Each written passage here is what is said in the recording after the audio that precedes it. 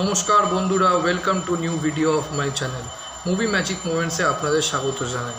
Movie magic মোমেন্টসে আজকে আমি review করতে চলেছি অবসেশন মুভিটা নিয়ে, যেটা ডিরেক্ট করেছে কারি বার্কার।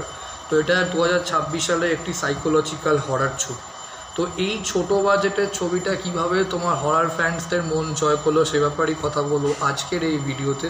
তো চলুন ভিডিওটা আরম্ভ করা যায়। তো এই ছবিটা একটা টিপিক্যাল হরার ছবি না, এটা একটা তোমার সাইকোলজিক্যাল হরার ছবি। তো মুভিটার তোমার মেন হাইলাইট যদি আমি বলি, সেটা হচ্ছে তোমার ডার্ক অ্যাটমসফিয়ার, টেনশন, আর হচ্ছে তোমার সাইকোলজিক্যাল টুইস্ট যেটা আছে সেটা দারুণ।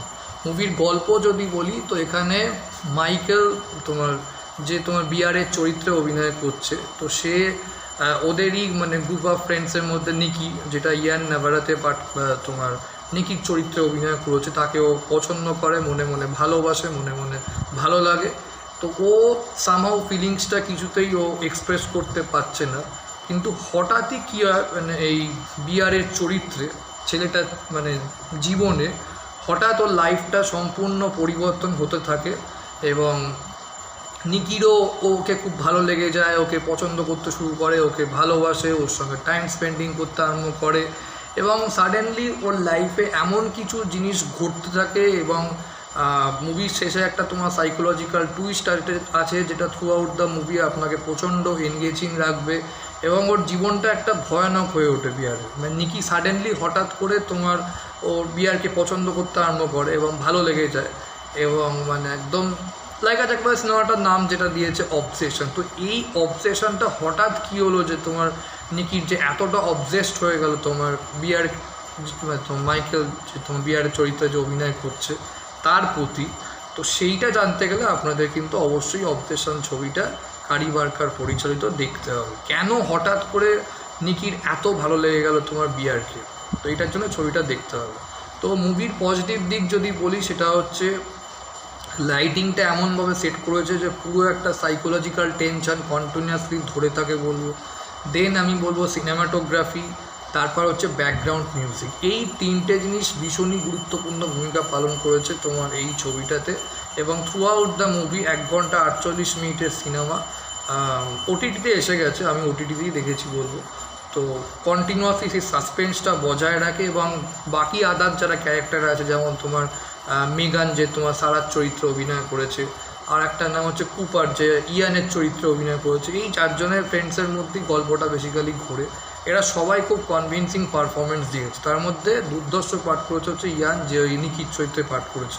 কেন বলছি সেটা আপনার ছবিটা দেখলে বুঝে যাবে। তো যেটার জন্য সিনেমাটা আরও বেশি এনগেজিং হয়ে তুলেছে, আরও বেশি ইন্টারেস্টিং হয়ে তুলেছে। মুভির নেগেটিভ দিক যদি আমি বলি, মুভির নেগেটিভ দিক আমার শেষটা অতটা ভালো লাগেনি। শেষটা যেভাবে শেষ করেছে ঠিক আছে বলুন, কিন্তু তারপর কি হলো ক্যারেক্টারটার সাথে, নিকির সাথে, সেটা আরেকটু দেখালে আমি বলবো ভালো হতো। শেষটা জাস্ট ঠিক আছে, যেটা আমরা শুরু করেছে সেরকমভাবে শেষ করেছে ঠিক আছে, একটা পরিণতিতে খুব ভয়ানক হয়ে উঠছে এবং শেষ অবধি পরিণতিটা ভয়ানকই হবে বোঝাই যাচ্ছিলো সিনেমাটা দেখার সময়, সেটা দেখিয়েছে ঠিক আছে। বাট এন্ডিংটা আরেকটু পরে সিনগুলো আরও দেখাতে পারতো, নিয়ে শেষ করতে পারতো যে এরপর নিকির জীবনটা কী হলো। হয়তো সিকুয়েলের জন্য হয়তো রাখতে পারে। সিনেমাটা যা বক্স অফিসে যা হিট করেছে এবং ক্রিটিক সব কিছুতেই খুব ভালো রেটিং পেয়েছে বলবেন, আমিও বলবো এটা খুব ভালো একটা সাইকোলজিক্যাল হরার ছবি হয়েছে। আর হরার ফ্যান্সের জন্য আমি বলবো এটা একটা মাস্ট ওয়াচ ছবি। তাই টিপিক্যাল হরার জিনিসটা এক্সপেক্ট করবেন না, কেন মুভিটাকে ট্রিট করা হয়েছেই সাইকোলজিক্যাল বিষয়ে, সাইকোলজিক্যালভাবেই ট্রিট করা হয়েছে। ওরা কোনো জাম্প স্কেয়ার রাখেনি, পুরোটাই সাইকোলজিক্যাল টেনশনের ওপর মুভিটা বেস করে বানানো হয়েছে। তো এটা একটা টিপিক্যাল সাইকোলজিক্যাল হরার মুভি, আপনি সাইকোলজিটাই ব্যাপারটা বুঝতে পারেন। আর একটা বলবো, তোমার সাইকোলজিক্যালি যদি স্ট্রং না হন বা ফিজিক্যালি যদি না স্ট্রং হন বা মেন্টালি যদি না স্ট্রং, হার্ট যদি স্ট্রং না থাকে, তো এই মুভিটা থেকে প্লিজ স্টে অ্যাওয়ে থাকবেন। তাহলে কিন্তু একটু আনইজি ফিল হতে পারে মুভিটা দেখার সময়, কারণ মুভিতে এমন কিছু সিন আছে যেটা আপনাকে একটা আনসেটলিং ফিলিং তৈরি করে। আমি বলবো সিরিয়াসলি মুভি দেখার সময় ওটা আপনি অনুভব করবেন, কেন ওরকমভাবেই সিনেমাটা বানানো হয়েছে বলে। বাট ওভারঅল আমি বলবো ছবিটা খুবই ভালো বই এবং একটা অল্প বাজেটেও যে একটা ভালো সাইকোলজিক্যাল হরার মুভি বানানো যায় সেটা কারি বার্কার তোমার প্রমাণ করে দিয়েছে বলবো। তো আমি বলবো সিনেমাটা দেখার জন্য অ্যাটলিস্ট যারা হরার ফ্যান্স তারা ডেফিনেটলি দেখতে পারেন।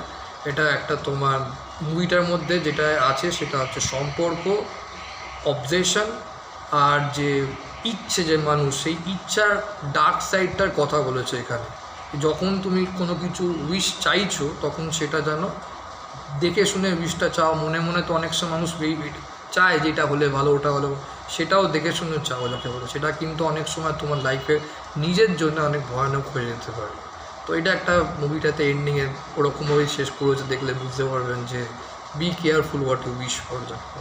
তো দিস ইজ অল অ্যাবাউট হচ্ছে অবজেশন মুভি রিভিউ। আপনাদের যদি ছবিটা দেখে থাকেন অবশ্যই আমার কেমন লেগেছে, ভিডিওটা ভালো লাইক করো, কমেন্ট করো, শেয়ার করো। এরকম রিভিউ পেতে এবং ওয়েব সিরিজের রিভিউ পেতে মুভি ম্যাজিক কমেন্টসকে সাপোর্ট করো ও সাবস্ক্রাইব করো। Thank you.